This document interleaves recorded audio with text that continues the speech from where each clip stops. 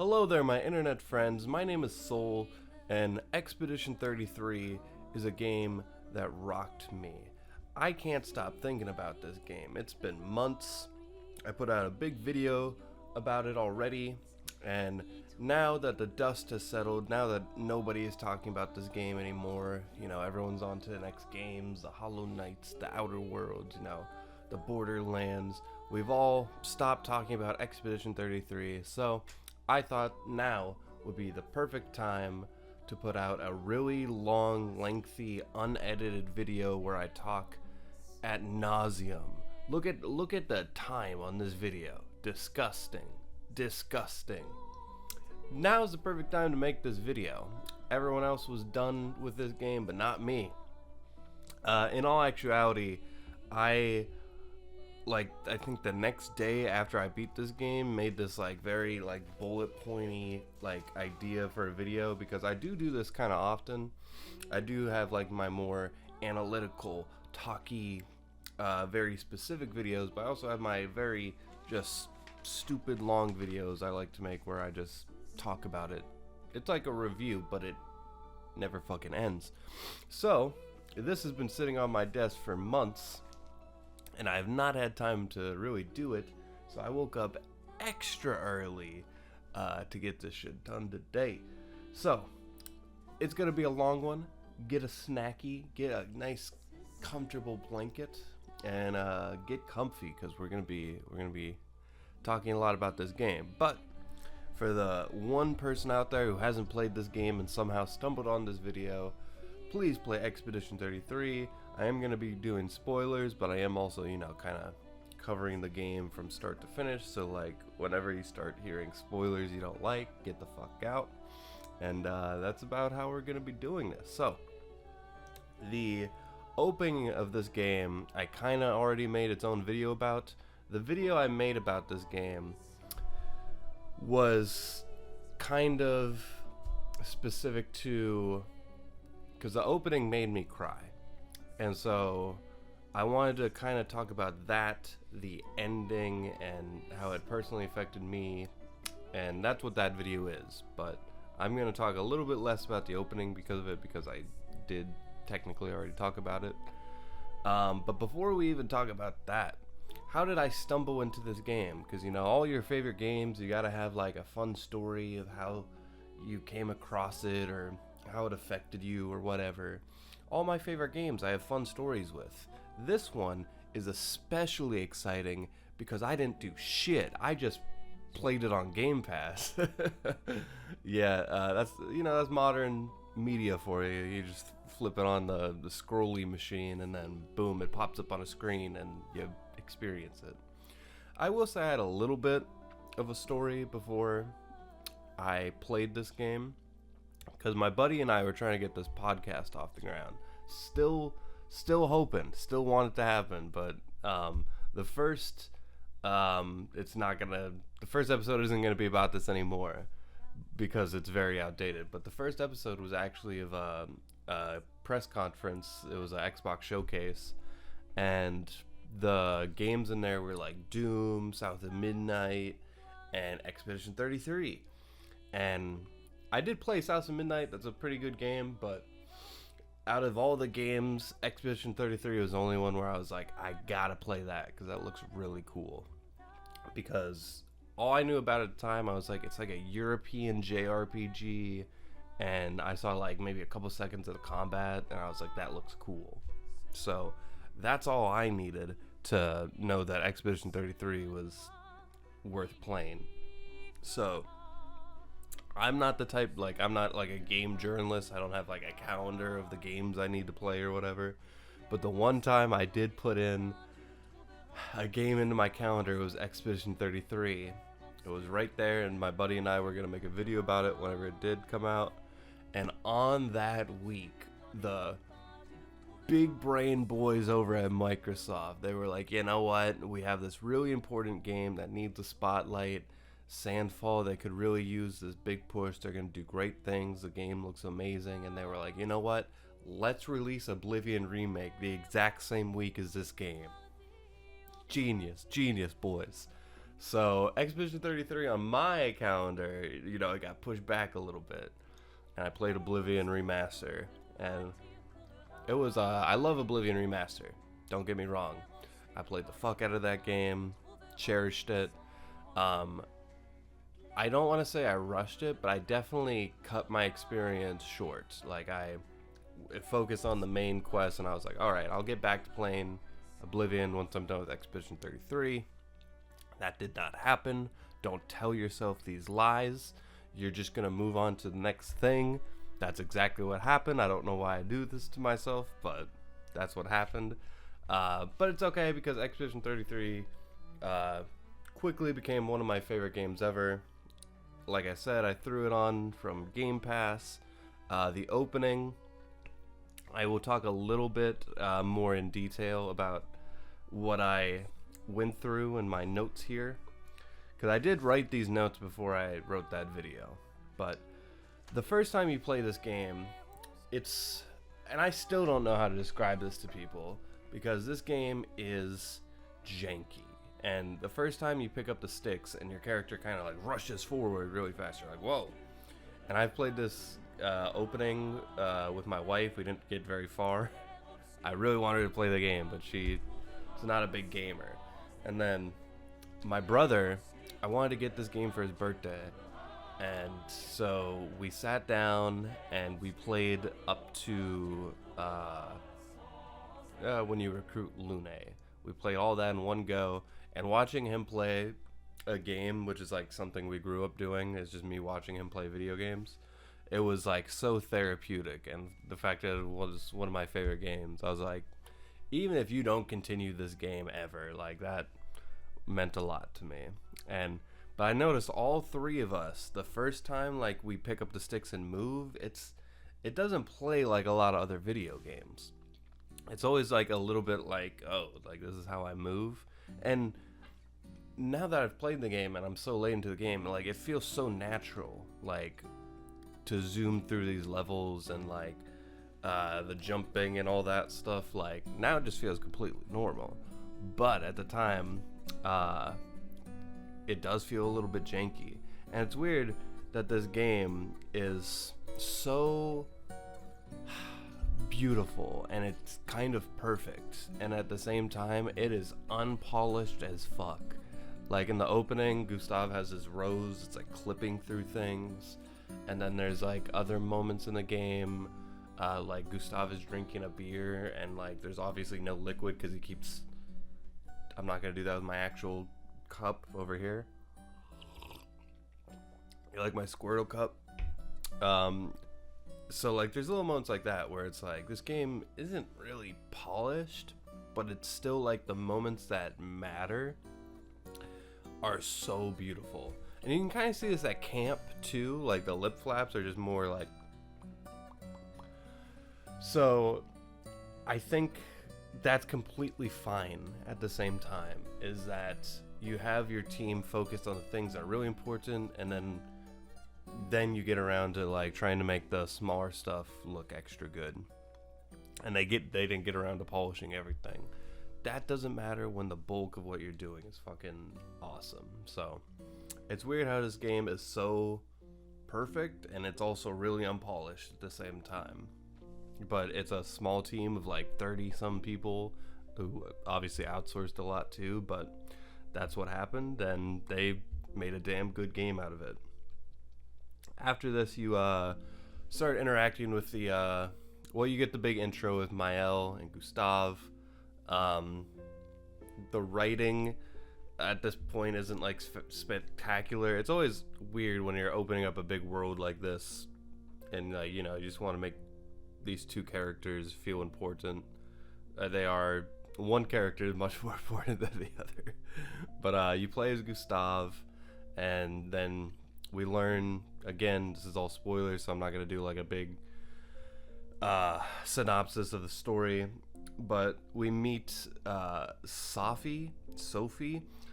I made that big video pretty much about her, and I got her name wrong. And I was like recording it, I was like, I couldn't remember if it was Sophie or Sophia, so I did like 2 takes of each one, and I couldn't even use the ones where I said her name right. so I ended up just like kind of editing around it, but at the same time I didn't. So that's funny. But we meet Sophie, and you rekindle this relationship between Gustave and Sophie. There's this big thing called the Gommage that's gonna happen. We're kind of assuming she's gonna die from it. I like the very non-explainy, we're just gonna let these scenes ride out and you'll kind of pick up context clues along the way. It is never spoon-fed to you. I love stuff like that. The dialogue can be a little bit like too trying to get you there without being too obvious, but it is obvious kind of thing. But we meet Sophie and we suddenly are able to play as her, and this mechanic where we go back and forth between characters is throughout the entire game, and it's one of like the little decisions in this game that's so genius. It's another thing that I'm gonna worry is gonna ruin JRPGs for me, because it's like every time you play a JRPG, you're a big cast of characters. You can have fucking 10 people in your party, but normally you're always just walking around as the main character. And then you roll up to a cutscene and there's 10 of you. So why can't you just change party members for the navigation? Little decision like that goes such a long way in this game, because each character moves very differently. There are parts of the game that I feel more intended for certain characters. It's better shit for like photo modes or whatever. This is such a genius idea. I don't know why it took us this long to get there. I'm sure there are other games that have done it, but it's the first time I've done it. But very cool. We get insights to the world. I remember watching my brother play the game, and they're really planting seeds at the beginning of the game that I didn't even realize the first time. We get Esquier, he's mentioned, the Gestrels, those little kids dressed up as them. So many things are hinted at from so early on in the game, and that's, again, did not realize how they were trying to get this story rolling right from the beginning. And obviously once you know the context of the ending, you know that this whole world is a painted universe and it's a simulation. So we have the big scene where they roll up to the Gommage. Right before that we fight this fucking mime guy that are scattered throughout the whole game. You fight one of them and you usually get like a piece of like a costume and outfit, and this one I'm pretty sure is time gated. Like you have to play him in the opening, and he's so easily missable. I didn't miss him, but then I just wasn't very good at the combat yet, so I just gave up. And he is necessary for achievement. So when I played the game, I realized pretty quickly I'm not going to get all the achievements, and then I didn't use Monoko like I should have. So I saw like so many, that was 2 achievements right there where I was like, I'm not gonna get them all unless I replay the game. So, and I'd rather replay the game over on PlayStation. So maybe I'll try to do the full platinum adventure whenever I do that.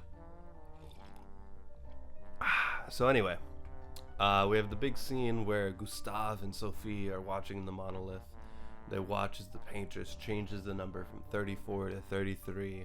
The Gommage begins. We see, parents slip away from their children's hands, loved ones, all these things disappearing. And then big scene between Gustave and Sophie. Sophie disappears in his arms, and that's the moment where I cried. The music, I'm gonna glaze the hell out of this soundtrack. Would not be possible without the music. The music is what makes this game, like if there was a shitty soundtrack, this game would be a fucking 8 out of 10. This is one of the best soundtracks ever. It's one I can listen to on its own, but it's definitely intended for visuals and like it's accompanying music where it has to kind of, blend with something else. But there are songs I like on their own. I listen to Lumiere on its own. what's the other one? Like a little bit of I like Clair Obscur, like the big ones, obviously. And the way the soundtrack is organized, it'll be like kind of like by level, and it goes in order that you'd be playing it. So I know like it would be like Old Lumiere track title, or it would be like The Meadows. I know I like a song in The Meadows, so I would look up there, I'd look through all those songs, like that one, that's the one I like. So I like stuff like that where it's easily organized. But the soundtrack, the entire thing, start to finish, is like pretty amazing. And some of the songs bang. Like there's a spectrum here with the songs. But I remember telling people, this is usually the part where I'm doing elevator pitches to my friends to try to get them to play the game. And everyone I've played the game or explained the game to had the same reaction where they said like, oh, like, and I'll usually talk about the Paintress and the number and how that kind of starts the expedition. And everyone I've talked to had the same reaction where it's like, oh, that's a very original idea. And it's funny because this game is not fucking original at all. It takes like so many things from Persona, from Final Fantasy, from Souls games. I've heard other people be like, oh, from Mario and Luigi, Paper Mario, Uncharted is in there. There's a lot of things from this game taken from so many different things, which is great. I am all for, just giving this new idea of a story and just use the best parts of other games. Some of my favorite games are like directly influencing this game, and that's awesome. Like, if more games were like this, please, I don't care if you rip it, just give me more of this game, please. But anyway, after this like really heavy scene, we're kind of, I didn't get to talk about, I didn't want to bloat my other video about Expedition 33, but it was crazy how after this big scene, the expeditioners, we get to meet them, and they're all kind of getting drunk and trying to have a good time because it's a celebration, but it's also this tragedy. And they're also trying to enjoy maybe the last day they're going to be alive, which is accurate. So it was just kind of weird how, but it was still so real life. Happens all the time in real life where maybe you're getting out of a funeral or something heavy happens, and we as humans always try to feel better eventually, and little moments of levity are, some people will immediately try to go for them. And right after Gustav is in the scene that made me cry, I like him and trying to like cheer up, and he's like, yeah. He's like just trying his best to have a good time, and I don't know, that just felt like a really real thing to me. But we meet the rest of the expeditioners, who I am unaware at this time that they are not like main characters. I didn't know if like I was like, maybe they're people on my ship who just kind of like run stores or something. Like, I'm not gonna actually like fight with these guys, but they're gonna like be around in some capacity. Or maybe there's just a big ass cast. I don't know. I knew it was a long game, so maybe. But we get to kind of learn about the world and some of the mechanics of the game just by talking to them. We get a single coin, and we get 3 vendors. Each vendor kind of has an item that will be useful for the game. One is a costume. I think one is a piece of lumina, which isn't really explained to us at the time. I think the other one is the old key, which is like a bullshit mechanic that they like, again, lock a trophy behind what you're doing in the beginning of the game, but that's neither here nor there. And we also get to talk to Maëlle. Maëlle is my favorite character in the game, and you get to have this opening like kind of rematch with her where it's a full-on fight. And this is where I think a lot of people like fell in love with the combat, because this is like the moments that's like, all right, you have to dodge, you have to parry, and you have to build up this charge meter to get like a big strong attack off. And I tried to like not backseat game my brother, but I did kind of try to like steer him in the right direction. And there's little things I wish I knew. Like, I didn't know like the potions were like rechargeable things. It's very Dark Souls where it's like a flask. You just go heal, and then your item is all good. You're back to 5 potions or whatever it is, and then you can acquire more by finding things in the outer world. Didn't know that. So little things like that I tried to explain to him, but I also tried to just let him run it, and like I could tell he got frustrated for a tiny second there where like because the characters, the way they move, it's hard to dodge or parry them because they just will do all these like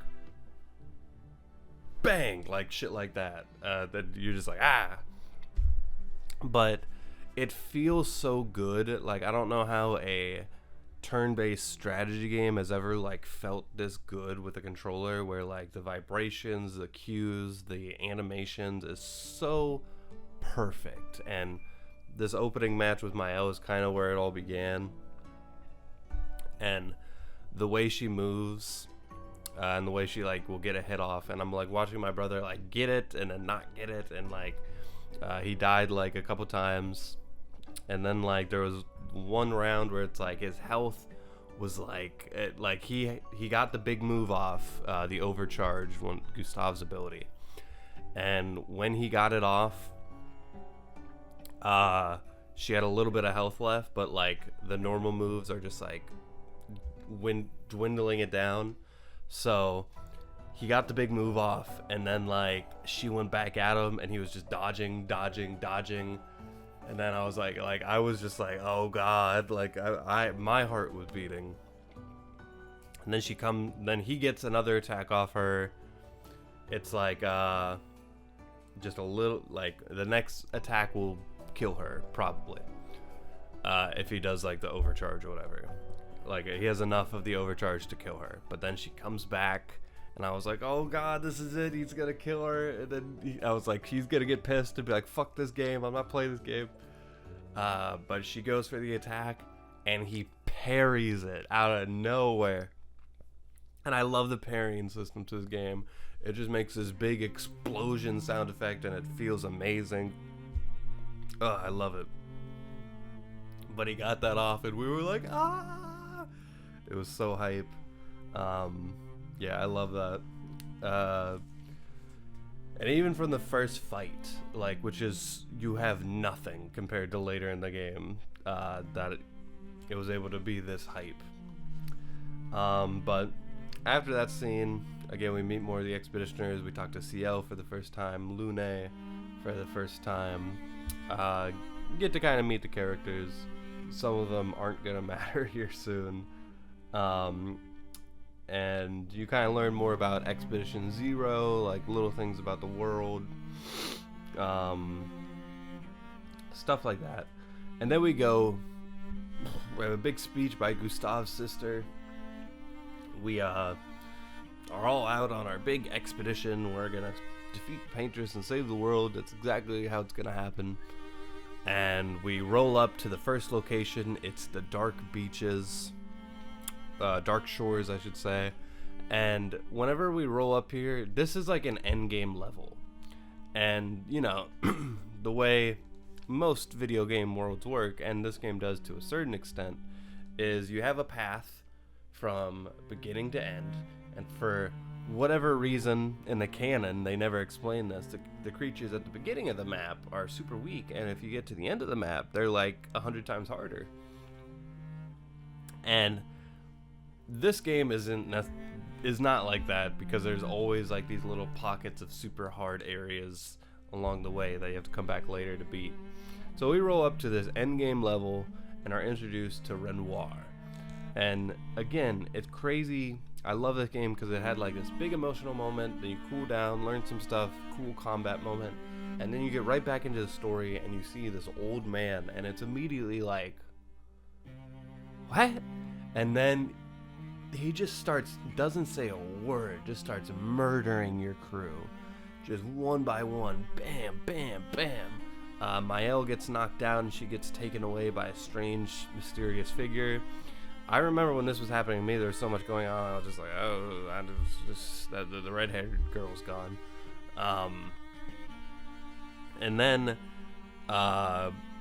we see one of the creatures that are in the Dark Shores. It's like this little prayer hands emoji with like this glowing light in between it. It's again like, I don't know what this fucking thing is, and then it like into you, and then you wake up in a different location. Do they explain why that happens? Why you wake up somewhere else? I don't know. But anyway, we wake up on the meadows, and we're all by ourselves. Like, we're kind of just trying to get our bearings. That location, all these locations are beautiful. The meadows especially. The music here has like this like choir lady in the background. It's so good. It's just so fucking good. It's good. Spring Meadows, that's the title. You do like a solo early combat level. This is where we learn more about the ranged attacks. Another thing we take from Persona is you get like a gun that you can shoot. But this like we have like the charge meter at the bottom that no matter what you do, it's gonna affect the charge meter. And you can, you know, literally just unload bullets, and that could just be your entire meter. So if you really invest into the shooting, you know, that's its own thing. There are certain things that, you know, you stack burns with them or something. It's a valid form of combat. And I guess I'll talk about Gustav's overcharge, because each character has their own ability tree, I guess you could call it, where Gustav has this overcharge thing where it's basically just a charge meter, and if you reach 10 and use the big attack, you do big damage. So you have two different meters, one that's kind of like your stamina attack meter, and then one that's like your ability stuff. And each person has their own like ability gimmick. The next character we'll talk about when we get there, but before that, Gustav, he's seen all these dead bodies of previous expeditioners, and for whatever reason, we don't know at the time, their bodies aren't disappearing whenever they die, so he's just seeing body after body, all his ancestors just laying a trail into this room where it's just like a big giant pile of them. I assume like this is where they just put the bodies. Like, is that how he got there? They didn't know he was dead yet? I don't know. I don't remember.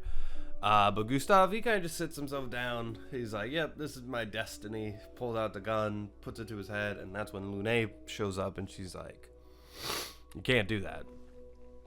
He's like, why? And she's just like, well, I kind of want to live too, so I need you. I actually love Lune.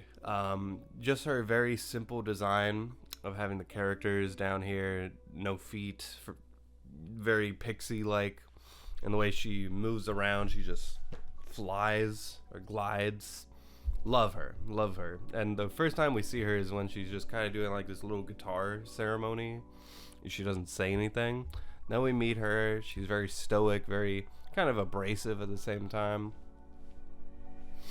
But now she's like all fire and passion. She's like convincing Gustav not to do what he's doing. And then we get to fight with her. Oh, she has like this is where there's just famous lines coming out of these scenes where they're like, you don't get to die. And it's not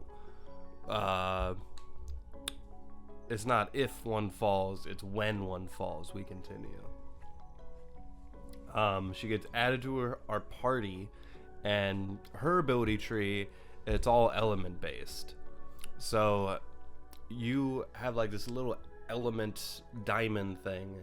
There's like 4 different ones, and whatever attacks you do will fill up this diamond thing, and depending on how it's filled up will depend on which bigger attacks you can use. So it's kind of like you're doing like small little elemental attacks to do big elemental attacks.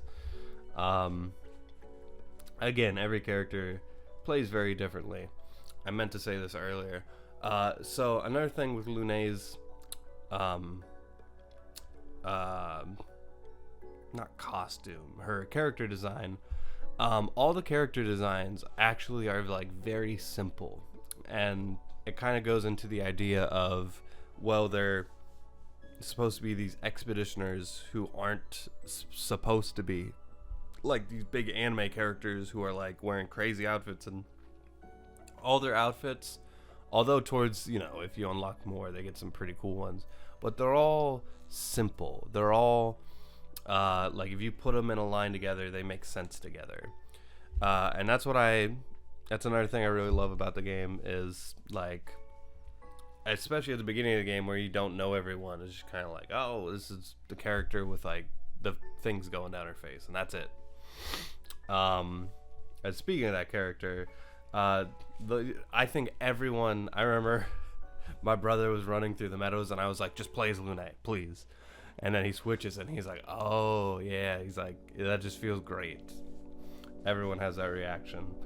At this point in time, we're introduced to Pictos. This is another genius idea. So each character has, I guess you could say, like, equipment. It's like it's a buff. It's an equipment buff. It's like a held item in Pokemon, but you get 3 of them. And these buffs, some of them can be fucking crazy. Towards the end of the game, you get ones like, go twice per turn. Just double everything you've been doing, double it. And you need that to fight some of the later bosses. So, towards the beginning, it'll be like, oh, every time you get a perfect dodge, you'll get your stamina meter will go up by 1. Little things like that. And once you use a Pictos long enough, you will master it. And once you've mastered it, you go into an entire other tree of Lumina. Lumina are basically things that you apply to characters. You can stack one character, disperse them evenly, don't matter. And if you master a Pictos, your Lumina can be converted into like applying that to your character for forever, or at least until you move the Pictos around. You can like redo the Lumina tree. So every time you get a new Pictos, you want to like kind of like filter it into a different character. You probably have a character who's just running different. Lune for me was just running different Pictos, and Verso and Mael were like my 2 characters that just had like the big trees of stupid amounts of Lumina. I played the game very badly. Don't play it like I did. But I know a lot of people, they just ran with the Pictos. They didn't even know about the Lumina tree. Like, they made it to the Paintress all the way. It was just 3 Pictos. Crazy. It did take me a decent amount of time before I really got it down too, though. At this point in time, we get the skill trees. Gustav has a skill tree, even though he's just gonna fucking die, which is a great swerve. It's one of those things that's like, well, if I knew he was gonna die, he wouldn't have a skill tree, you know? But each character has their own skill tree, and they're all completely different. It's refreshing, because I've played games like Final Fantasy X or whatever, where even if they are specific, like, they're basically the same thing, but these ones are all completely different, like branches. They're all way different. I love that. And you try to kind of get an idea of like how you're gonna train your character by looking at the later skills, and you're like, okay, I don't know if I want to focus on like a fire mage character, or if I want to go this other direction. But you have like items that you can use to just redo the whole tree. I remember when I first played as Lune, she has like these big fiery attacks or whatever, right? And I remember she did big damage at the time, so I was like, she's gonna be like my dark mage. I'm gonna put a bunch of stats into her attack. And then thank God they let you redo the skill tree, because don't do that. Lune's a healer. She's a healer, and she can do a lot of other stuff, and then later you can do like elemental genesis, which does big damage. But for that point in time, I was dumping all the wrong stats into her, and then later like you kind of base it off the weapon you're using and stuff like that at the late game stuff. at this point in time, we're introduced to flags. The flags are really interesting because throughout the entire map, your ancestors have all been around this entire map. They've all died at certain points in the map, and they all drop journals. So you kind of learn how each of your ancestors die. You don't get one for every expedition, but you get enough to paint the picture. And not only is there a story in how they died, there's also a story in where they put their flag. So every time you go to a new location, there's a flag, and you can kind of be like, okay, this expedition made it this far. And not only that, but the flags are basically your Dark Souls campfires, your site of grace. They act just like that. You heal them, they reset the map. In lore, it doesn't really make sense why they're being reset, but nonetheless, that's what's happening, and that's fucking awesome. I like that, like, the checkpoint system actually has like a story reason. Even little things like the mounts, I don't know what you call it, but the things you climb to get around the levels, it's actually explained in a journal. Oh, this one expedition like really focused on putting these little climbable areas everywhere. That way you're always able to, that's what they wanted to focus on, so more people could easily go from place to place throughout the world. It's a little convenient, but it's still fucking awesome that they were able to include that. And you know, it makes the world more interesting when you go to each level and you kind of see the story and the level of your previous expeditioners. Next, the first, if you're in the Spring Meadows, the first time you see a white Nevron, it's in that level. But the way I did the white Nevron quest, I missed this first guy. But the first guy, because you have like these white Nevrons who are like enemies who are acting mysteriously quiet and they don't attack for whatever reason. And they give out like little quests you can do. And if you do all of them, and if you go to this one white Nevron who's the prayer hands again, he gives you 100 Lumina, which is pretty much essential for late in the game. And if you don't do that, you can just kill them all and get other cool items, but you want the 100 Lumina. And the first Nevron isn't tied to the quest, so I was able to do that, but I didn't pop the achievement for helping them all, so I was like, that's weird. And whenever I beat the game, there was a point where I was literally just running into maps trying to find something. Like, I just want something to do, like, please. Like, I was like, I've done everything in the game, but I want to keep playing. But I found the white Nevron. Like, I just went to the Spring Meadows, and then there he was. I was like, oh shit, how did I miss this guy? And then I popped the achievement. I was like, fuck yeah. That was like another like little nook and cranny thing that I got a big dopamine from.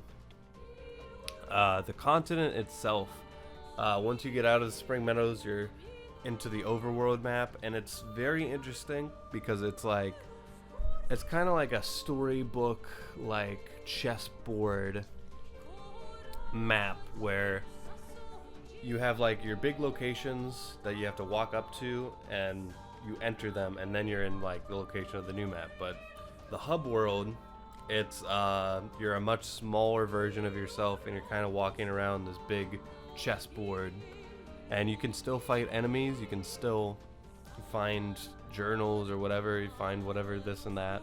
It acts the same way, it's just functions completely different. And then later you get to fly around in your SKA, and you're not going to be able to fast travel, so you're going back and forth 100 times. Great. And then every time you get to a new location, because there are a lot of locations, some of them are just like one little room or something, but if you're in an area that's way too over leveled for you, it'll be like danger, like on the entrance. I was just under leveled for everything, so I just assumed all of them did that. I was like, if it's not like story related, it probably just does that. That makes sense, right? So every map, even if it's a danger I just ran into, then I got my shit rocked, and I'd be like, alright, I'm coming back later. So that was cool. After this, there's more cutscenes with Lune and Gustav, and you know, their characters are coming out here. One of the great things about the cutscenes of this game is they talk like real people. They will pause to kind of like know what they're thinking about. They will, you know, react to the other character speaking. It's not like two characters in a booth speaking to one another, and then the other character picks up and he reads his script, and then the other character reads their script. Like, it's not like that. It's like two people having a conversation, and yeah, it's great. I love stuff like that. And then the first time you go to camp, camp is basically, how do I explain this? So you can always set up camp when you're in the hub world, the big overworld, and you go in there and it basically resets it. You go into the next day, but before that you get to this is the area that you're gonna use to level up your character's weapons. You're gonna be able to kind of Mass Effect style have conversations with each character, and each character actually has like a friendship meter. It's literally just like Lune friendship meter level 1, level 2. It's camp isn't great. It's probably, again, one of the most unpolished parts of the game. The cutscenes, sometimes they'll give you a full-blown cutscene, and other times it's just like they're talking. Yeah, it's crazy how this game like will differ in how much effort they're putting in. But again, the things that aren't as important aren't as focused on. And there's also like there's a little record player, so you can actually decide the soundtrack for whatever camp is, and you collect the records throughout the world. So it's always like every time you get a record, you're like, oh, I can't wait to go to camp and see what that one is. And the mini conversations are still good. They do flesh out the characters. There's like this little thing where you can collect these, or not collect, but you can write these little journal entries every time you go to camp. For Gustav's, he has like these apprentices, and every time you write down a piece of the journal, it's kind of like just like a little moment of reflection.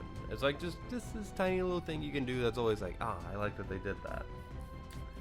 And there's also these things called gestrels. There's a lot of like little ones that are hidden throughout the map. You can find them. There's a guy waiting for them back at camp. Just another collectible little thing you can do. And after this, we go to the Flying Waters. This is where we are introduced to paint cages, which are something I completely ignored the first like 10 of them or something like that.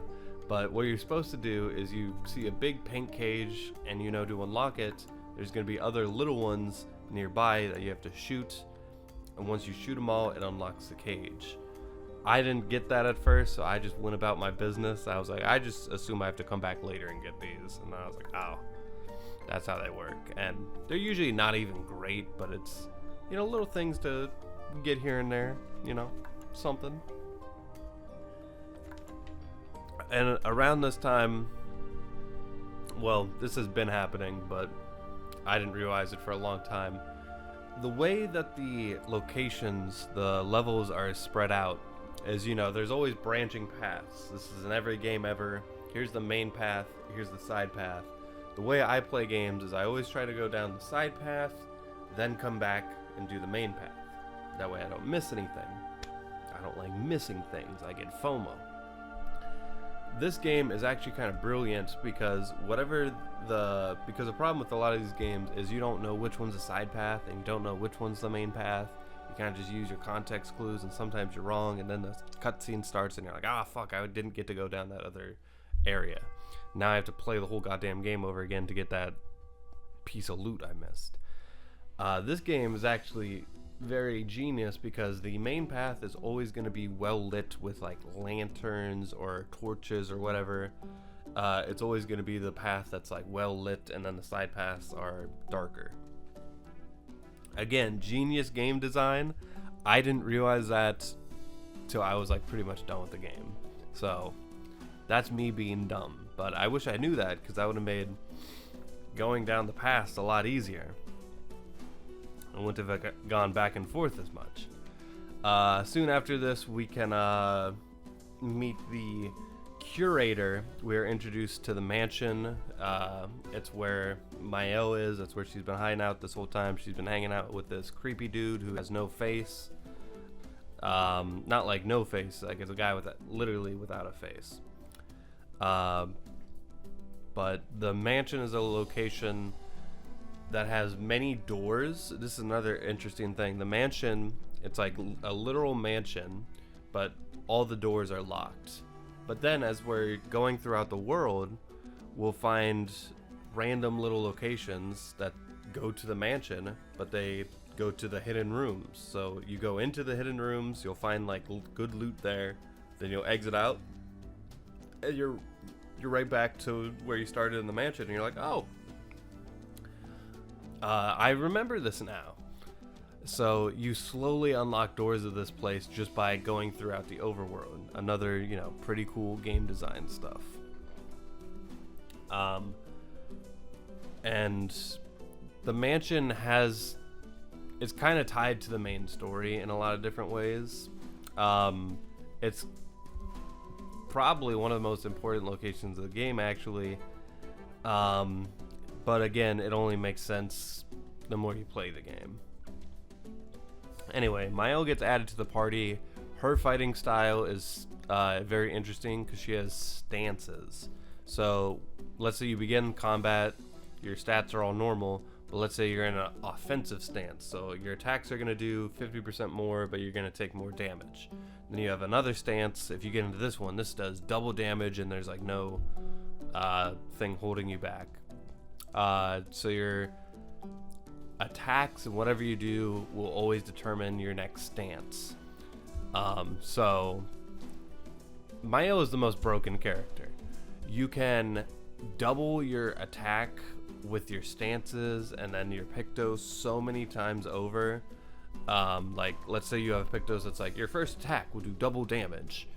If you're already in that stance, now you're doing 4 times damage. Let's say another thing that's like if you're at full health, you'll do double damage, 8 times damage, and it can literally keep going until you're at like 1,000,000 damage. I've seen, I don't know how they're doing it, because towards the end of the game I was trying to do this build just to beat Simon. We'll talk about that when we get to that. But there are so many ways to do this, and I've seen characters do like 1,000,000,000 damage. I don't know how. It took me a lot to get to 1,000,000, but I believe it. I believe it's possible, because I didn't think 1,000,000 was possible. So after this, we start running into more gestrels who are kind of like merchants. At least in the world throughout, they'll just kind of be hanging around doing nothing, but you get to fight them and unlock like little merchant shops, which is always cool, and they always got good shit. It's nice and refreshing when you get merchants who actually have good shit. I know some JRPGs especially, it's like you go to the shop and it's the same thing every time. No, all of their stuff is unique to that gestrel. They'll all have like the same like little stuff, but they'll all have weapons that are specific to that one. And all these weapons you upgrade at camp. Each weapon has its own kind of tree. And then later you can even like jump the tree by getting better versions of the same weapon. So even if you miss it, let's say you miss it the first time around, you'll just get the better one anyway. Let's say you miss it the second time, you just level it up more, not a big deal. I'm sure there are people who 100% the game and level up every weapon. All the more power to you. But if you're not upgrading your weapons, you're not mastering your Pictos throughout the game, it's gonna be a bad time. It's gonna be a bad time. Towards around this time, we do get a Gestrel that's like introduced to the party. He leads you back to the Gestrel village. This is like a whole area of the map where it's no combat, or at least nothing's trying to fight you. It's literally just a village full of NPCs, and it is really colorful. Like, they're really festive creatures. The Gestrels look like paintbrushes. They look like those like art sculptures you see that like do the poses, and then they have like literal paintbrushes on top of their head. Very interesting random creatures. Around this time is like where you're really starting to wonder, like, what are the rules of this universe? There's like buildings that like are just constantly falling, but they never fall. There's all these weird creatures. Gravity works different here. There's random magic powers. Like, you're really wondering, like, what? I'm obviously in a fantasy world, but it's so normal and realistic at the same time. But then you have these fucking Gestrels who, the first time I remember I dropped a save right when I went into the village, and then when I came back like a week later, I was like, that was one of the few times I was overwhelmed, just because I was like getting lost. There's so many NPCs. I was like, did I miss this NPC? Did I miss this one? Yeah, a lot of them have little things you can do. There's like the arena and little things like that. Then you try to fight the main one, and she's so ridiculously overpowered that you're like, oh yeah, I gotta come back. That's fun, but this is one of the, locations you'll probably be coming back to. There's a lot of different merchants here. There's a lot of little things you can do, but you probably gotta come back in this village. But it doesn't really progress the plot more than just kind of steering you in the right direction. There's also the Gestrel beaches. So you find these beaches throughout the world, and for whatever reason, there's always a Gestrel that will be waiting there, and they want you to do a literal platforming section. And it's crazy how you get out of these super dark locations, and then you enter this beach level, and it's like this fun time. They'll be like doing these fucking dumb dances. One of them like wants you to play a volleyball match. It's literally a volleyball match for this one fucking guy that they created. But the platforming sections are pretty much like only up, where it's like you're just kind of climbing this infinite tree, and if you fall down, you're kind of back to a certain platform, and you're just probably going to be doing it over and over again. Plays Mael just because she's smaller and better at this platforming thing, in my opinion, but you do it over and over again, and it's not a platforming game at all. The platforming sucks, but because it's so like, it's still very much doable, it's just frustrating. And it's another one of those things where it's like, wow, they really put this, of all things, into this game, and I kind of love it at the same time. Like, it's obviously like a very awkward platforming section in a game where you can barely jump, but they made it work, and it's fun, and I like that it's there, and it gives the world more like that kind of like fun, like there could be anything around any corner vibe. After this, we meet Esquier. We go into Esquier's lair, and he's this big creature. He's like the strongest thing in the game for no reason, but he's also like a pacifist or something, so he doesn't fight. But he's a creature that used to live, like he's a very old creature that's friends with Verso. We'll get to Verso, but Esquier is a very old creature that we know very little about at the time, but we know that he's a funny guy. He has some of the best dialogue in the game. His voice actor speaks in this really silly voice the entire time. There's like the whole bit with Francois. I don't have a lot of commentary for this part other than it's just really funny. Then you go into the Stonewave Cliffs. Around this time, Mael, she's been having nightmares throughout this whole thing. Very like you know that these nightmares have meaning, but you don't know what they are, so it's very frustrating. She keeps seeing the Alicia with the version of herself with the burnt up face, and you're just trying to put it together, like what's going on here, and you never know. And then you get to Stonewave Cliffs, which is this very dark location. It's like kind of like you're on the side of a cliff, like with these big waves popping up at you.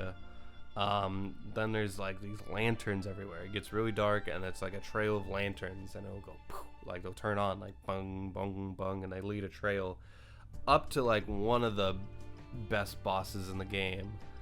And again, the music is fucking awesome. You beat this big boss fight, you feel really accomplished. You get this fun scene with Gustav and Maëlle, just having fun banter. It's all a good time. And then Gustav gets fucking annihilated. He gets killed out of nowhere. He gets RKO'd. Renoir appears. You kind of know it's coming because you see his footsteps, but then you don't think he's gonna one-shot Gustav, but he does. There is another fight scene. You get to fight Renoir again. It's another really cool boss fight, but you know what's gonna happen. But what you don't know is gonna happen is Verso appears. A mysterious figure who actually, it makes sense why he's here, but we don't know at the time. He's just a guy who actually, he looks like Gustav, which is smart but also frustrating at the same time, because it's like, I remember seeing this on like my TikTok or something where I was like, oh, I remember seeing Verso, and I was like, that's a really interesting outfit for Gustav, not knowing it's a completely different character. So it's smart for people like, I didn't know Gustav was gonna die, and I was just like, oh, like that's a bold direction, because he's kind of like the main character, and they kill him in the first act of the game. But Verso looks enough like him, and he literally kind of just takes his spot anyway. So it's smart that he looks like him, but it's also frustrating because it's like, wow, you're really just gonna kill the guy and then have his replica take his spot. Okay. I do think little things like that kind of hold the story back, because the story is not like a 10 out of 10. I don't think enough of the characters like Lune and Ciel are that fleshed out, because they don't really matter to the main story. They kind of seem inconsequential. A lot of their backstories or like their quests you get to do with them feel a little unfulfilling. There are little things like that that kind of make the story, it's mostly on the side of the characters, not like a 10 out of 10 or anything. That being said, and again, like the main character dies in the first act, and then Maëlle is suddenly kind of like the main character, and you're like, oh, okay. It doesn't feel like everyone has completed arcs. Like, it's not like we were introduced to Lune, we discover her backstory, she goes like on a big fulfilling quest. It's not like that. It's she's along for the ride, she's really cool, you learn more about her, then you run into the sunset.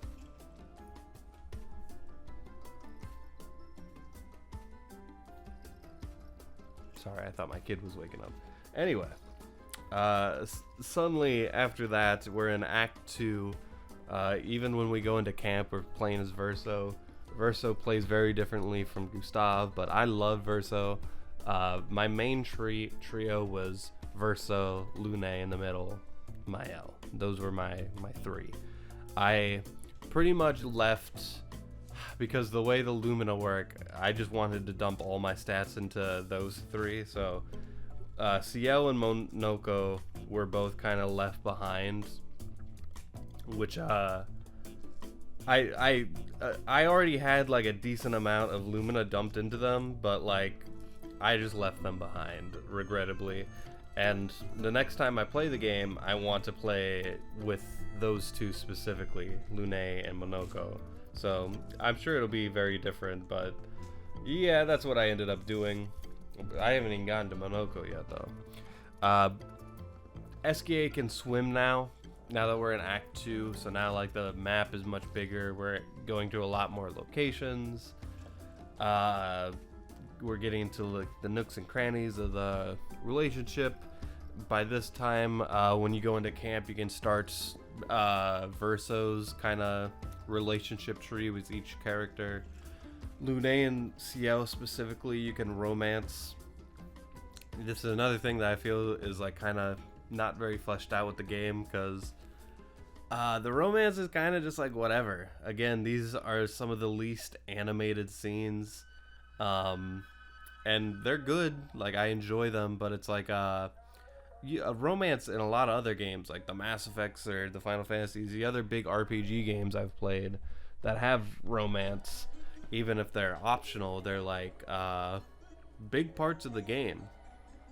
But it really feels inconsequential in this game. It's kind of just like an alternate dialogue tree. But it's something you can do. I romance Ciel just because, like, I happened to do her dialogue tree first, and she's kind of won out. And this is really her relationship, because you learn that her ex-husband dies, and she kind of tells you, yeah, my heart's still with him, but we can do whatever. It's not very satisfying to hear. And then towards the end of the game, when we learn you can repaint people and they can come back to life, she's just like, yep, whenever that happens, I'm gonna get with him. And then Verso's just kind of like, oh, well, I guess that's the end of us. She's like, yep. She was like, I guess we could do something one more time, but that's it. And it's just kind of like, wow, what a fucking romance, you know? And it makes sense for the game. It makes sense for the characters. It's just like one of those things where it's like, I almost think you shouldn't have had this. Like, this kind of literally leaves like not like a bad taste in your mouth, but it just kind of feels like a waste of time. But we meet Monoko. We're in the snowy part of the game. Very cool. I even talked that the enemies throughout each location are very unique, very interesting. Monoko himself is like, he's the one party member you're gonna get that's like really weird, and doesn't look like the rest of the characters, because he's like he's a gestural, right? He's like this big guy with like this big fucking head. He talks really funny, and I know a lot of people, this is their favorite character. Like, he's the most funny character. He's like super serious but super funny at the same time. He collects feet, so he literally cuts the legs off his enemies. And for whatever, this is another really dumb thing. The enemies whose feet he dismembers, he can turn into those enemies. Don't ask me why. There is actually like a lore reason, because like Verso, we're getting to deep spoilers, the original Verso, he created this universe. Monoko is literally just based and named after his dog. So some parts of the dog Monoko, like liking bones, carried over to this Monoko. So he's literally a dog. And he's one of the best characters in the game. Around this time, I think there's another fight with Renoir. This is like a big one with this big epic music. It's one of the best songs in the game. You defeat him, and it's kind of like the next time you fight, it's gonna be the last time. We get set up the idea of the axons. So now that we're able to go throughout the entire map, there's like these barrier reef things you can break now. You can roll right up to the Paintress, but there's a giant veil blocking her.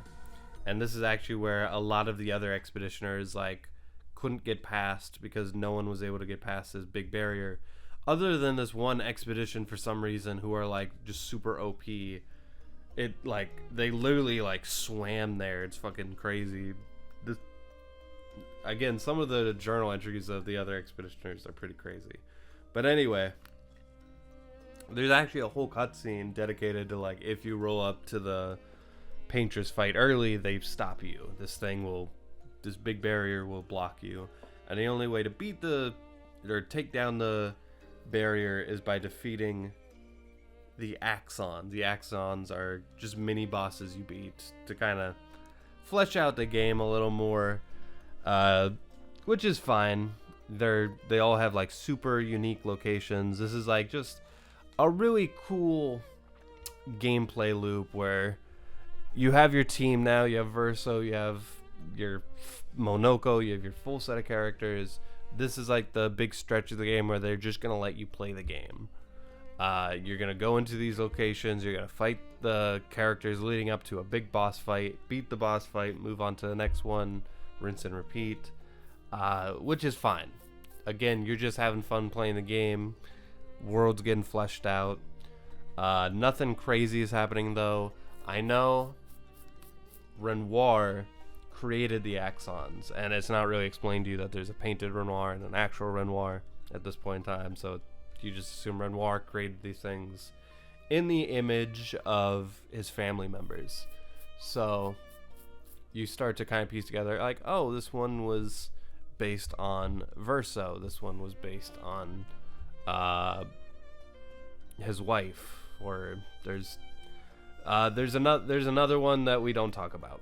Anyway, you defeat the Axons, you're like on top of the world, you're the whole game. By this point in time, you're kind of in that point in a lot of RPGs, turn-based RPGs, where all your characters, like, you kind of feel like a fucking badass.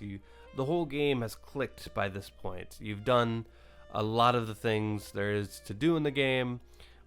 Little do you know how weak you are at the same time. Because even if you beat the Paintress, that's really just the starting point to the end game, which is like this whole other ball game. But anyway, you go into the lair of the Paintress, the big monolith. You roll up to her, and the cutscenes are immediately just kind of like, okay, she has like this really affinity to Verso and Mael especially, and she just seems like this deranged old woman. And you know, when we see her, it's like this giant version of her, but then she literally looks like the curator. She looks like a replica of that guy, which is very strange, right? But that giant version of her is kind of like she's like an avatar to it, because she's in reality much smaller. And then you have the big fight. It's the final boss, quote unquote, and it's fucking epic. It's one of the best fights in the game. It's not super challenging. I think this is definitely like a hurdle they wanted people to be able to get past, like without too much difficulty. But she has some crazy moves. Again, the way the attacks are, the enemy just has animations that you have to time out, and each enemy's animations are different. So with her, she literally has like that big avatar thing, like swinging down on you, and you just have to time it out like it's any other attack, but it looks fucking epic. I know this is another thing that happens in Persona. Really cool. I love it. I love this fight. When you beat it, it's still very rewarding. You still kind of get that, like, yeah, we did it. All the characters are happy. They're like, we're gonna go back to Lumiere as heroes. You go back, everyone's happy. It's a good time. There's like this big moment where you plant your flag. Expedition 33 made it this far. We beat the Paintress, and then it's all for naught. You fucked up. Another Gommage happens. Everyone in Lumiere gets wiped out. Lune gets wiped out. Ciel gets wiped out. It's fucking tragic. You have no idea what's happening. But Verso is kind of sitting there like very, very stoic, very sad. And you start to realize like, oh, like he knew this was going to happen. And a lot of Verso's dialogue is very mysterious. You can tell he's just lying out his ass, and they're like, are you lying out your ass? And he's like, yes. And they're like, what are you lying to? He's like, ah. That's the type of conversations you have with Verso. And yeah, 2 of your party members die in a cutscene. And then Mayo's having another nightmare, and she kind of wakes up from it, and you're suddenly in a whole different world. We're in the past, so this is where it's all revealed to us. The world we are living in is a matrix. It's a curated world created by Verso. Not the Verso we know. The Verso we know is a created person. So in this world that the original Verso made, he made just this fun, beautiful world for himself to live in. He created the Gestrels, the Esquier. It was like a fun fantasy world for a little boy. And then when Verso got older, he dies in the real world. And it's kind of Mael. Mael, we learn, is a real person. It was Verso's real sister, and a lot of the family blame her for his death. And the real version of her has scar, like burn marks all over her face. She lost her voice. She's living a pretty shitty life in the real world. And we learn that whenever Verso died, his mom went back to Verso's world to kind of like live, because there's like a little piece of Verso still in there. She doesn't want this world to die because it's kind of like the last thing of Verso. It's like the last thing holding him to the universe, you know what I mean? So she goes in there and she kind of like lives a little fantasy world where she creates a new Verso and the rest of her family. She recreates the entire family and like has like a little simulated reality where she's happy. She creates the citizens of Lumiere, that whole city.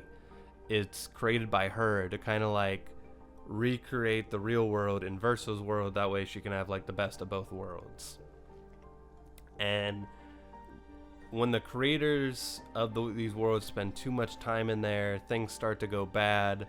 In the real world, their face starts like churning, turning black. They kind of like lose sense of reality. Like the Paintress, the real version of her, or the version of her we see, is like just a result. The reason she's so fucking hideous is because she spent too much time here. So Renoir, her husband, comes into the painting to pull her out, and they have a big fucking fight. And so she traps him in the monolith, but she has to like, they're literally at this constant war for like all of eternity, and that's what the monolith is. It's like literally like she's trapping him there, and he's slowly draining the power from her. So the reason the Gommage happens, it's literally not even her killing everybody. The reason it's happening is she's slowly losing power. So every time she slowly loses power, because Renoir creates like the Gommage and she kind of pauses it, and slowly but surely each year the reason it's going down is she's losing a little bit more power. So it's like the net gets slowly smaller. So people slowly will die until eventually he breaks loose and kills everybody. But considering we just killed her, he gets free and he just kills everybody anyway. And that's something Verso knew about, and Verso is completely fine with this, because little do we know, Verso just wants to fucking die. He wants to die, and he thinks this whole world, because the real version of him would have wanted it to go away. He wants everyone to move on, and he doesn't want to be stuck in this like reality. It's like, and it's understandable. But anyway, so this is a giant plot twist, right? I didn't see it coming, but they also did plant like a bunch of seeds, and I know a lot of people, they didn't like this turn, because it's like you really built up this story of like these people going on this expedition and turning things around for this city, and then it's like, oh, none of it really matters anyway, we're all in a simulation. But at the same time, it's like they were telling that story, it was just in the background. So I know people, and the first time I saw it too, I was just like a little miffed, you know. But once I saw the bigger picture, I was like, okay, I see the story they're actually telling here. I came around to the big twist. I liked it. But it does kind of feel like a lot, right? Like, you get so much dropped on you in such a little bit of time, and then like Mael like gets her memories back, and she's just pretty much like a completely different person from that point forward. Her motivations, her hair turns white, like she's a different person. And it does feel a little bit like, so she's the only real person in my party. Verso's a painted person, so he's like, he knows what's going on, but he's kind of a victim to all this too. Monoko, Ciel, and Lune are just figments of someone's imagination. And obviously not, because they all have sentience. They're all they're just beings created by this god character, essentially. So it's fine. It just kind of, it's another story thing where it's like, okay, like half of my party does not feel as important as the other half, you know what I mean? But whenever this bomb gets dropped on us, we have this little scene where we play as Mael. Her real name is Alicia. Alicia, in the real world, goes to the painting where her parents have been locked for... They're inside the painting, but in the real world, time works differently in a painting versus real world. But even in the real world, you know, they've been fighting for a very long time, just standing in front of this painting. And Clair, Alicia and Verso's sister, it's a family of 5. It's not too much, but again, it does feel like a lot's coming at you at once. It's a family of 5, and Clair, the other child, who's also the strongest, she's much colder, much more just like, oh, just like we need to move on. Verso's dead. Let's fucking get on with it. Like, Clair went in at one point, and she created like the Nevrons. She saw that version of her that her mom made, was like disgusted, and like rewrote it. That character is like a hidden boss, you could say. It's like a very late game boss. It's like top 2, top 3 strongest characters in the game. Don't fuck with Clair. But she's very cold to her sister. She kind of drops Mael in there, and it doesn't really make sense why Mael is born as a baby. Like, that's this whole other thing, but she gets born as a baby, and they try to recreate, like, she's her own person. She gets her memory wiped, and all this is, and the Mael we knew this whole time, turns out she's big main character. She's like one of the 3 people in this world that are real people. So Mael, or Alicia, whatever you want to call her at this point, now that she knows she's a painter or a paintress, she kind of like starts to figure out her powers a little bit, and she's able to take the chroma. Chroma is like this whole other thing that we don't need to go into, but the chroma that she does have, she's able to recreate Lune and Ciel. There actually is like a thing online asking like, why didn't she recreate Gustave? And you know, I'll let the comments decide that. But she recreates Lune and Ciel,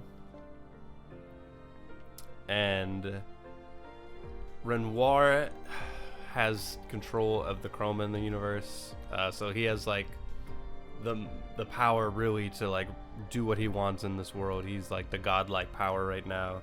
He's gonna destroy the world.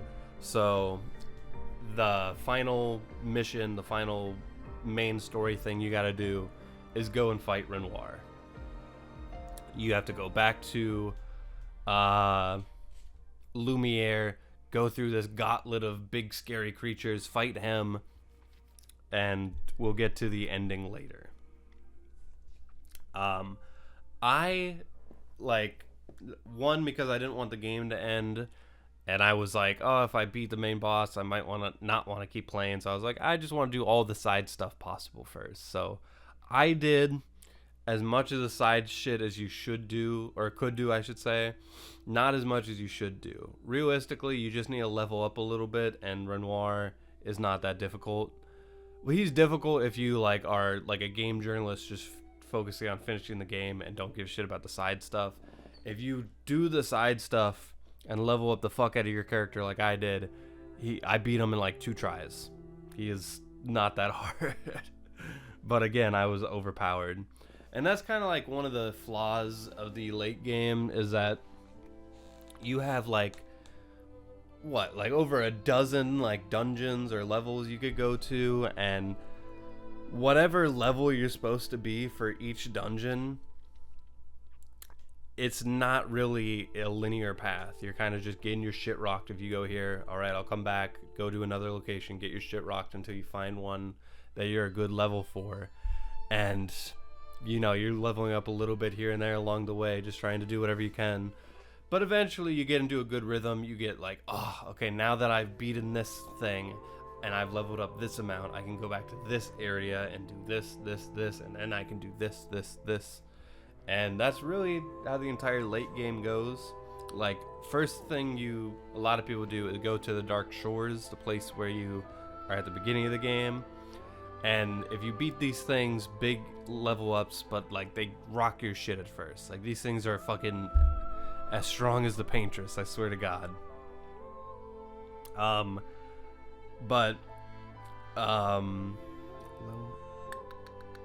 yeah, and then like, now's the time you start leveling up your weapons to the max. You start building up your relationship with each character to 7. So once you're in camp, you level up your relationship with each character. They go up to 7. They, around level 6, will have a quest for you. It's kind of like a Mass Effect loyalty mission. And their quests are all varying. Some of them are easier than others, and others they feel that had more time dedicated to them. Like, for Mael, you fight the painted Alicia and kind of set her free, which is very hypocritical if you know the ending of the game. Lune, you go to the place where her parents had died, fight the big monster that killed them, stuff like that.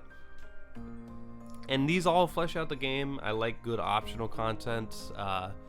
Another really cool thing that the game has.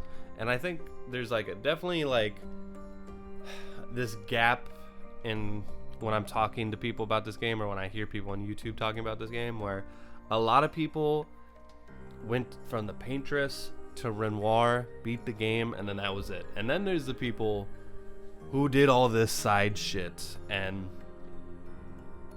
they did like the half-assed romance. They collected all the white Neverons and defeated them or whatever, and then got the 100 Lumina. Another thing you kind of have to do is beat Sprong. Sprong is this big fucking boss that hangs out in the water, and he's in a very obvious spot. You see him throughout like the entire fucking game, and there's probably been like 4 or 5 times you ran up to him, got your shit rocked, and you're like, okay, I gotta come back. And then you come up to him and you start doing some damage to him, and you're like, oh, I might have this. And then he's rocked your shit so many times, you've learned his pattern. You start getting some damage on him, you defeat him, and then suddenly he gives you the best Pictos in the game.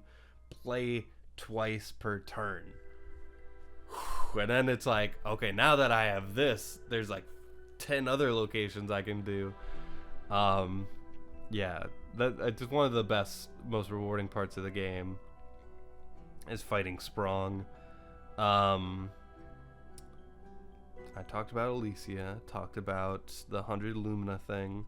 Golga, you can go back to the big Jestrel and Jestrel's village.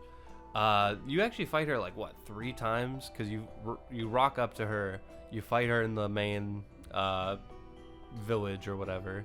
And then there's also, in Monoko's story, you see her. I think you fight her again there in his little side quest. And then there's also this big tower. It's basically like a battle tower, or like you know, like these tournaments that are in games, like in Kingdom Hearts or whatever, where it's just like you're just gonna fight enemy after enemy after enemy, and you're gonna keep doing that till you get to the top, and then that's it. And some of the strongest fights in the game are in here. I think the final boss, it's literally the Paintress and Renoir at the same time, which is fucking scary. But by the time you're like a late game character, you're in the 70s or 80s, like it's honestly not that hard. One of my favorite boss fights was the Sky Snake. This is another one of these bosses you see all the time because they're in the overworld, and it's this big fucking snake that's just like hovering down on the map. And once you're able to fly, you probably go to him and he rocks your shit and you gotta come back later. And I remember I was pretty low level when I fought this dude, and he at this point in time I was dumping a lot of my stats into my L, and I was able to kind of like have these things where I could self heal or whatever. So and I knew this guy's attacks enough to where if I parry or whatever, I can heal by parrying. So I was kind of just on this endless loop with this guy where it's just me and my L.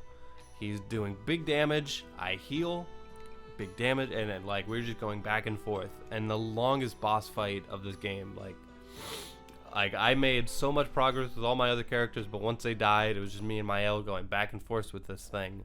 But he does this big attack where it's like this tiny charge meter before he does, like, he explodes. He uses explosion, and it's super effective. Anytime he used that move, it was like a one-hit kill on me. But then I was able to parry it, and then like I knew I was doing this thing with my L where I was like, the next time he uses that attack, it's gonna fucking kill me. So I was like trying to kill it before it used the attack. But again, I'm doing like no damage to this thing, and I'm in this constant state of healing, trying to get whatever damage I can, and it was just this endless back and forth. My L versus the big Sky Snake. And then I saw it coming. He did the big explosion, and I had not once been able to every time he used this attack, I just ate it on the chin. But the one time it mattered the most, I fucking parried it, and obviously I won the match because of it. Like that attack is what killed it, and I was on the moon. This is like one of the best feelings I had playing the game. I was so hype, and even after you beat it, Verso's like, "Fuck that snake," because he's been living in this world for like 100 years, and he's probably just looked at this snake. It's not really explained why Verso is like the same level as your characters or like a fraction of his age, but that's whatever. Yeah, one of my favorite boss fights. Yeah, I'll probably talk about the other side stuff, and then I'll talk about the endings. So there's also this place called the Workshop. It's like this level that has multiple entrances, so you kind of like stumble into this area multiple times. It's like in black and white, so it feels very serious. But every time you come here, there's never enemies. And then you start to realize you're collecting like these little items that cert into like this little area. And once you have all the items, a big monster appears. It's like the Painted Workshop monster. It's very similar to the lamp monster you fought earlier in the game, but it's another one of these things that kind of just it gives you something to do. Big cool boss, pop an achievement for beating it. Nothing too crazy. But the point is that there's a lot of hidden bosses throughout this game, and they're all really fucking cool. There's the one where you like go underground, and it's like these giant fucking symbols. Like you pop into this layer, and then like you have to. There's like a journal entry of someone who died down there, but you have to go fight this thing. If you run up to its face, it starts to like cave in the walls, and you have to beat it before it caves in the walls. There's like the only one I didn't beat was like the red one. It's like this level, you go throughout it, and you have to like activate these things that activate the boss. But whenever you activate the things, all the enemies in the level start to appear. And go up to the big boss. It defeats me, and then I'm like, all right, I'll come back later. Whenever I come back, I realize I have to go throughout the entire level again and activate the little pillars or whatever, I forget, that activates the big chroma, red chroma, whatever it's called, chroma god. And I was like, I'm not going through the entire level again because I'm gonna have to dodge. I'm gonna do these platforming sections, and then I gotta dodge all the enemies because the enemies really hone in on you in that level. I was like, fuck that. The Flying Manor, which is where you fight Painted Clair. Again, Clair is like this fucking god character who like creates all these Nevrons. She's the one who created the Nevrons in this universe. And whenever you fight her, she's so fucking cool, and she heals like a motherfucker. And so you have to do so much damage to her to keep along. And she's, again, one of my favorite bosses in the game. And obviously, like, there's like a big story like behind her. Like, she's a very story-centric main boss. So again, you're gonna have to do a lot of stuff in the game if you're gonna be able to fight her. I think like Painted Love, which is Renoir and Paintress at the same time, Clair, Simon, those are like the three bosses. Which Simon, so there's this place called Renoir's Drafts. You're probably gonna stumble into it. It's like in the middle of the ocean, and immediately this feels like the end. Like this location, any of these locations actually, if it was like a location any other game, it would feel like this is like the end of the game. This is where like the main shit happens. It's like a really fucking cool location, and the first time you fight an enemy there, it's gonna kill you. This is the last place in the game you should go. It is very overpowered enemies, do big damage. There's a lot of collectibles and good shit here. It's scary. It's scary. Don't go there. And at the end of it, it's like this tunnel. It's like this giant area of chroma, and then when you get to the end of it, your body just starts falling, and then you enter like this giant abyss of darkness, and it's like this circle of like these glowing swords. And then if you go into the center, there's a guy there named Simon. We actually don't know that much about Simon other than he was in Expedition Zero. It doesn't really make sense why he's so fucking strong, but Simon is the hardest boss in the game. He's the strongest anything in the game. And he has 2 OP hacks where towards the end of the game you really start developing shields. It's like a good way just to like, you know, take attacks on the chin. He steals your shields. You can't use shields. And then if your character, and again, once you're in the late game, you're going to be doing a lot of abilities. Like if your character, like the pictos you get for killing Clair, it's like it revives you if you die at least once. And towards this point in the game, you have like a bunch of revives. Your characters all know Lune has like auto. One of her abilities is to bring characters back to life, Phoenix down, you know what I mean? If you die, Simon, in the Simon match, he wipes you from the field. He literally has an ability, it's just like wipe. Okay, yeah, that makes it a lot harder when you can't die. And then he's a 2-stage boss. And at one point, no, he's a 3-stage boss. And if you enter the 3rd stage, you're just fucked. Because even if all your characters are alive, he wipes them from the field. So because the way the fights work is because you have a team of 5, and this is another really fucking cool thing about this game that I love. If your main 3 go down, the other 2 step in, and you kind of get this like last-ditch effort to throw hands. My last 2, Monoko and CL, sucked, so I barely used them. A lot of times when I died, I was just like, fuck, and I was just like, whatever. But there were those fights you were scraping by, and there's just a little bit left to do, and you throw that last Hail Mary with your side characters, and they get it, and you're like, yes! And that's what little feat I did collect with Monoko. Anyway. The Simon boss fight, there's two ways you can do it. For starters, he throws this fucking combo at you that I think only the gift god gamers are going to be able to dodge or parry. It is like trying to, like, imagine if Consort Radon from Elden Ring, like, try to parry that motherfucker. Yeah, I'll do that. But yeah, he throws a crazy move at you, but I've seen people who are able to parry or dodge it.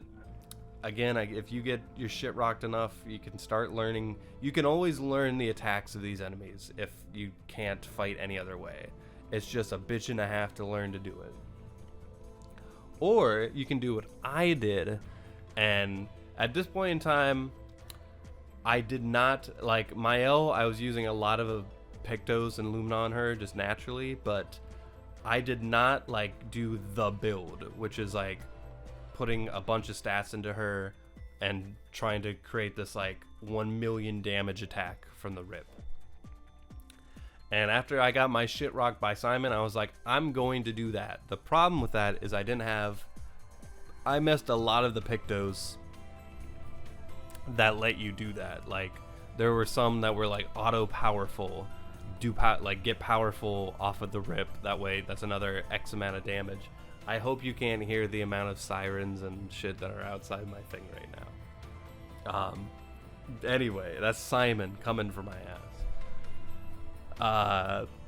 So I had to go back into the game, and there was like one that was actually missable.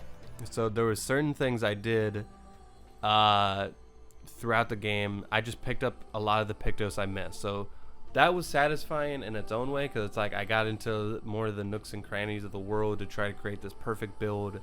And a part of the build is, like, one of the Pictos is like, play solo, do X amount of damage more.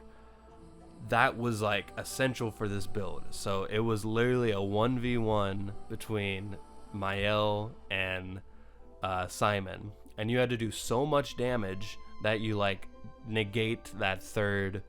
You have to, like, make sure he doesn't get into that third stage and wipe you. So I built the cheese build, essentially, and it was a partly luck based, because I remember it took me a couple tries of just doing the same thing, because there was one part that was like luck based. I forget what it was. But I got it off. It took a couple tries, but I essentially did like a match where I had to hit him like 2 or 3 times, and then he was dead. Again, that was satisfying in its own way, because it was like, oh, I was able to create this build by exploring the world, and I was able to, like, really hone in on it. It still was work. Like, it took me work to build this, but it was also dissatisfying because it feels like you didn't really play the boss the fun way. And I've had this in, like, more Dark Souls, or in Elden Ring specifically, where if you do a cheese route and you find the perfect way to beat this boss, it works, but it's always more fun to get your shit rocked over and over again until you find that, Melania. I avoided Melania the entire game, and then by the time I was able to beat her, like, it wasn't that hard because I was so overpowered. And it's kind of like that with Simon, or Renoir especially, where I went in overpowered and it's not fun. So if I replay the game, I think I'm going to specifically try to nerf myself so it's more fun. And maybe I'll try to learn that attack pattern. It's so hard, man. Anyway, this is all post-game stuff for me, by the way. Like Clair, Renoir, most of the tower. That's all post-game stuff. But I wanted to leave this part because it's the end of the game. We'll talk about it now. When you do fight Renoir, it's back in Lumiere. Lumiere is falling apart now. It's all dark and dystopian.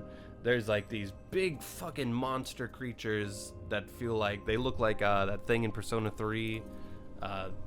The Persona 3 the answer, the final boss. Yeah, it's scary stuff. And then there's that thing, there's like the kid on the piano, which we learn about more in a minute here. Yeah, I fucking loved it, man. The whole final level was beautiful. Then you fight Renoir. Even though I was overpowered and I was able to defeat him pretty easily, the animations, the music is all fucking great. And then you haven't beaten him, but you have beaten him. So when you actually beat him, it like the health bar actually like tricks you. And what happens is he does his same animation he's been doing, but Mael comes out of fucking nowhere and rocks him. Like they cut the animation with another animation. It's fucking awesome. And that's like what kills him.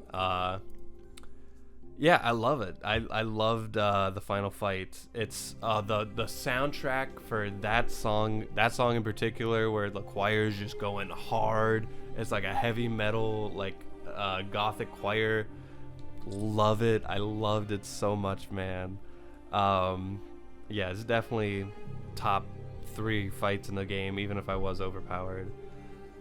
And then we get to this part where, so Verso, they go into like kind of like the creation point of the canvas.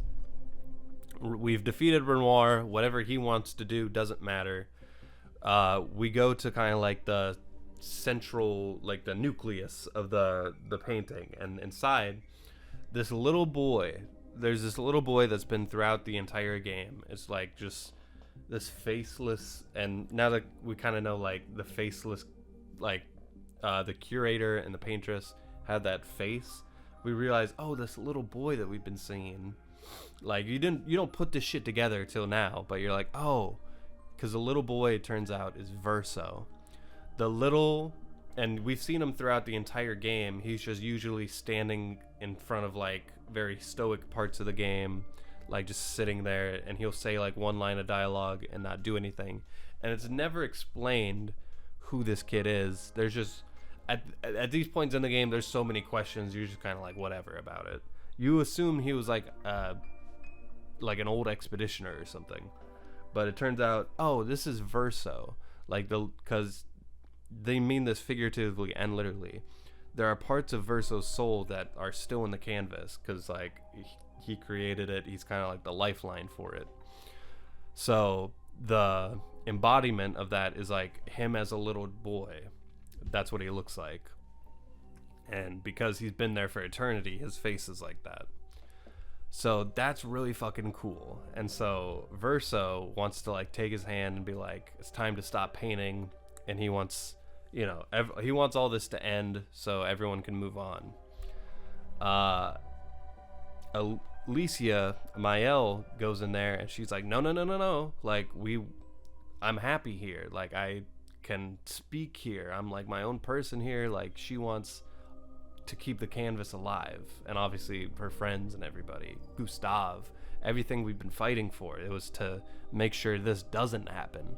So the actual final boss is either you play as Mael fighting Verso, or you play as Verso fighting Mael. Me, and I explained a lot of this in my other video, I chose Mael because Gustav was kind of like my main dude, but whenever he died, I was like, okay, I'm all in on Mael. And so she's a character I mainly navigated the levels through. She was kind of like my favorite character, just low-key in general. So, and then Verso is always being secretive. He's being like manipulative here and there.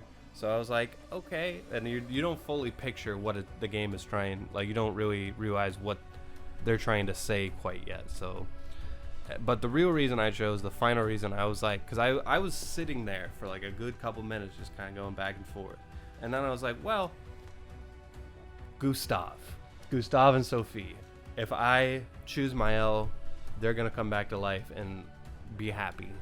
That's one of the main reasons I'm here. So I choose Mael. I defeat Verso. It's this tragic scene where he's crying and he's like, please let me die. Just let me die. I don't want this life. Don't fucking repaint me. And Mayo's just kind of like, why would you say this? And she just wants to live with her brother happily for all eternity in this world. What she wants is not like crazy. She just wants to be happy, like all of us. And what the scene that precedes it is like in the future, Lune and I think Lune and Verso had a child together is the implication, because she has a child all of a sudden. And then Ciel and her husband have been reunited. We see Gustave and Sophia. They all come together to this opera house. Monoko and Eskie are there. It seems kind of happy, but the music is a little bit like, it doesn't feel super happy. And then Verso appears. It's another, Verso got repainted again, and the scene turns black and white. And then we also know that becoming a painter is something that was kind of forced upon Verso, and he really just wanted to be a musician. That's something we learned just through I think like journal entries and maybe a conversation he had. And there is a scene where he's like on the piano with Mayo earlier in the game, and we know he really just wanted to be a musician. But we see him, this new version of Verso, and he's supposed to be playing the piano for everybody, and you can tell through like just facial expressions that he doesn't want to be there and he doesn't want to do this. But all the people watching are just kind of looking at him like, do it. And even like Mael, who's just kind of like the new god of this world, she's like the new paintress of this world, she's just kind of like and then there's even like a moment, it's like the final moment of, not the final frame, that's like Verso's hand on the piano, but we see Mael's face start to obscure, turn black, like the paintress and Renoir, implying that she's been here too long or she's losing control. It's actually a pretty dark ending, and there's still a very strong case that the Mael ending is a good ending. They're both kind of bad and good at the same time, and I fucking love that. And the more I thought about the ending, the more I was like, I really tried to be like, okay, what happens after this? I was like, eventually she's gonna be in here way too long, she's gonna start to like lose herself a little bit, and then eventually Clair or another painter is gonna try to pull her out, and this world could be self-sufficient, or it could be destroyed by somebody along the way. Whatever this, there's this whole thing with the writers. There's these people called the writers who we don't know anything about, but we assume because there's painters, the writers are also people who can create their own worlds, and there's a war between the two that Clair's the only one fighting, it seems like. She's just kind of like, yeah, I kind of need you guys to get out of this fucking painting and help me. But that's neither here nor there for now. Mael eventually, sooner or later, is gonna have to leave this painting, whether she gets ripped out, someone destroys it, or she chooses to destroy it, who knows. And I thought about that, so no matter what, this world is doomed. No matter what way you slice it, this world is doomed. And I don't want to be like the nihilistic guy who like puts that onto the real world where it's like, oh, we're all gonna die no matter what, so it doesn't really matter who dies when or whatever. But I don't believe in that form of nihilism. I don't believe in that. But in this world in particular, you could argue a person like Sophie, the character who I was so gung-ho on protecting, we learned earlier that Sophie doesn't want children because she doesn't want them to understandably go through the pain and torment of living this life only to get it ripped out from under you within moments. So if there's one person who wouldn't want, because no matter what, tragedy is going to befall these people, and if there's one character who would rather take it for themselves rather than her children, it would have been Sophie. So you could argue that even some of the characters who would have died would have preferred to die. And that's what I like, is just like this game asks questions like that. And I've seen so many threads, a lot of them I don't even like fucking read because they're so long, of people debating these endings. And then in the Verso ending, He plays Verso. You kill Mael. She has to go back to the real world. And then, he pretty much just wipes the painting. And he hugs Eskie and Monoko. There's an exchange with Ciel where she's like, you can tell she's like, I know why you did it, but, and she like reaches out, and Verso reaches out, and then she's like, nah. And then Lune, you don't even see her disappear. She just literally like sits down and like mean mugs you until her death, which is off camera. But that is like the big moment that just feels like if you chose this ending, that's the part that makes it feel like the bad ending. Is like two of your like most loved ones is like hate you. But Verso, you know, he's been with a lot of expeditionaries. He's done this time and time again. But in the Verso ending, Verso dies. He's finally laid to rest, and the scene that comes after is what is their names? The like Renoir's family. It is the Renoir. Oh my God, this is how you know I haven't played this game in a little bit. I forgot their last name. Anyway, it's French. It's like Beaudevoir or some shit like that. Anyway, so the family's at Verso's funeral, and they finally lay him to rest. You know, they're holding each other. You know, there's no bad blood between Renoir and Aline because, you know, they're holding each other. And the final scene is like Alicia standing before the gardens. There's like a vision of everyone that died. They're like waving goodbye, but the path forward is open. It's like a new beginning for her, which could be bad or good. So the Verso ending is like really tragic, but it's hopeful. And then the Mael ending, it's like very satisfying, like seeing all your loved ones, and then it's I don't know, bitter. It's fucked up. So you could argue each other is a good or a bad ending. The music definitely implies Verso's ending is a good ending, if I were to judge. But I think the interpretation is open. And the first time I watched it, I didn't even like fully like process it. Like I had to rewatch it. Then I watched Verso's ending, read people's takes on it, and I'm still thinking about it to this day. And I think that's how I know it's a fucking good ass ending. Is there's a lot of different ways for it to make you feel, and it makes you feel different about the whole game.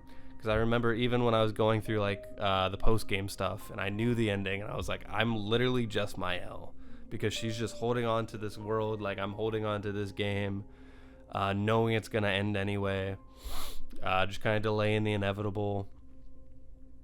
And it felt a lot more lonely when there was no more cutscenes to go to. There was nothing. The world felt like it was just kind of running on a hamster wheel at that point. And say what you will about, you know, how tragic it is for these characters. That is kind of like the theme of like it was this world that wasn't allowed to die, and that's the justified reason of why it should. And I can still make the argument that no, it shouldn't. You shouldn't take sentient life from dozens of people. That's obviously fucked up. Children being murdered. But there's different ways to interpret that. I don't know if there will be a sequel to this game. I am very open to a sequel. I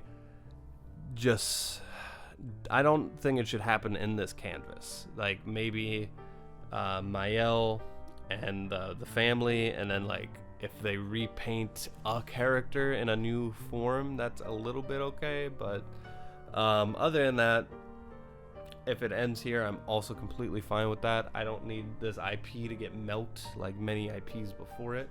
But you know, I've been talking ad nauseum. The daylight has sprung onto me throughout the recording, so I can't wait to watch that as I'm editing this. I'm also going to try not to edit this as much as possible, just because I want it to exist. And if I edit it too much, it's going to take another however many months to make. But yeah, I feel pretty good. about what we talked about? Yeah. Currently, this game is in my top 10 games. I think it's at like number 9 or something, but I can see it going up just because like I continue to think about it. I'm making a video about it months after playing it. I really fucking love this game, and I do plan on replaying it eventually. It's just, when do I want to replay it is the thing. But I know that day will come, and maybe it'll go up or down on my rankings. But yeah, the combat of this game is fucking spectacular. The world, obviously the story has like little holes I can poke, but like, it's game of the year easily. It's game of the decade for me so far, I think. Oh no, Elden Ring, fuck. It's top 2 games of the decade, nothing wrong with that. But that's about all I got for this one. Thank you for watching as always, and subscribe if you have not already.